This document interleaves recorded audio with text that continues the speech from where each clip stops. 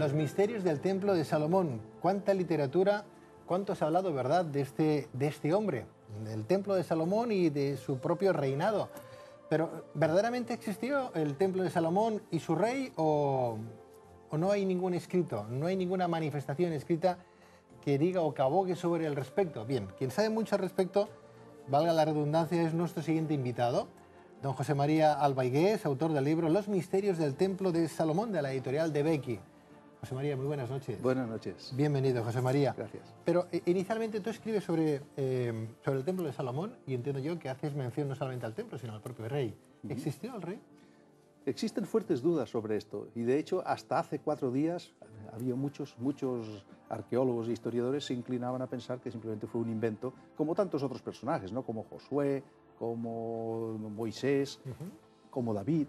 Pero últimamente se han producido unos hallazgos bastante espectaculares, unas estelas que se llaman en Tel Dan, que es una ciudad donde se ha excavado mucho, porque no hay que olvidar que en Israel la arqueología es algo así como el pasatiempo nacional, y en ellos se nombra la casa de David.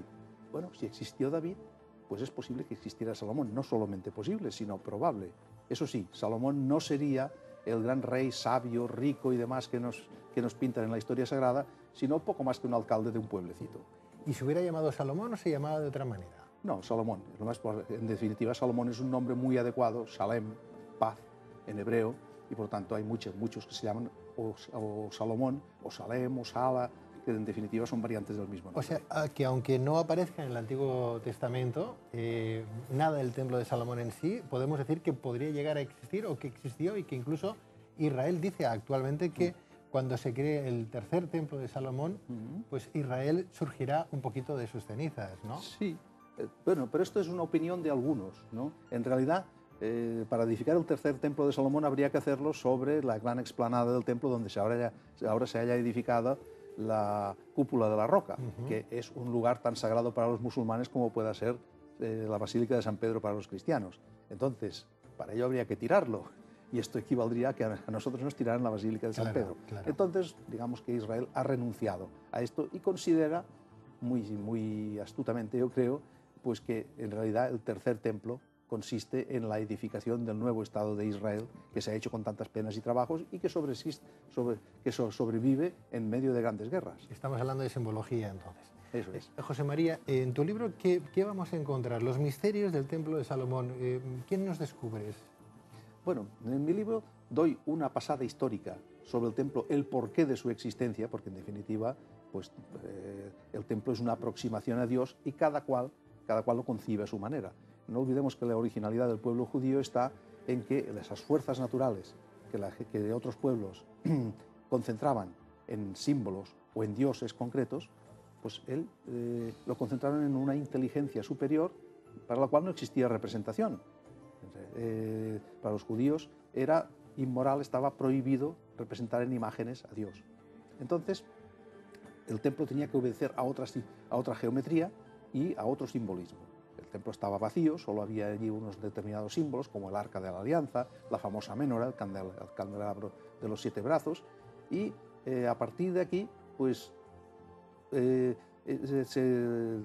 constituía un tipo de edificio completamente original respecto a los de los alrededores, aunque geométricamente pudiera ser similar a ellos. Entonces, el templo de Salomón, pues, puesto que no contenía ninguna imagen concreta de Dios, tenía que estar cargado de simbolismos. Cada detalle del templo de Salomón significaba algo. Desde la misma palabra del templo, que ha dado origen a toda una ciencia que es la geometría, hasta los colores, los objetos que en él se encerraban, las ceremonias, los sacrificios que había que hacer, no en el templo sino en el exterior, y una gran cantidad de simbolismos, de liturgias, que en el fondo han acabado inspirando la propia liturgia cristiana. O sea, que de alguna manera, leyendo tu libro, Los misterios del Templo de Salomón, José María, no solamente vamos a conocer un poquito más la historia, sino también al pueblo judío. Exactamente. Yo creo que es importante conocer al pueblo judío, que es el más desconocido. España es el país donde se le conoce menos. En España, en definitiva, como los expulsamos a los judíos hace 500 años, hemos vivido muy desconectados de la realidad judía y para nosotros, pues, la lucha actual del pueblo judío por su sobrevivencia es algo que se mira con cierta curiosidad, extrañeza e incluso desprecio, ¿no? No hay más que ver el tratamiento que da la prensa, que es furiosamente antisemita. Creo que hay que poner las cosas en su sitio y entendiendo cuáles son los símbolos, los anhelos, la historia y, en definitiva, el significado profundo de lo que significa ser judío, es como se puede comprender toda su lucha y se le puede comprender como pueblo. Bueno, pues comprenderemos más al pueblo judío gracias al escrito, a los misterios del Templo de Salomón, de la editorial de Becky, del autor José María Albaigués, que se encuentra hoy con nosotros en Tierra de Sueños. José María, muchísimas gracias. Gracias a vosotros. Todo un placer. Gracias y muy buenas noches. Gracias.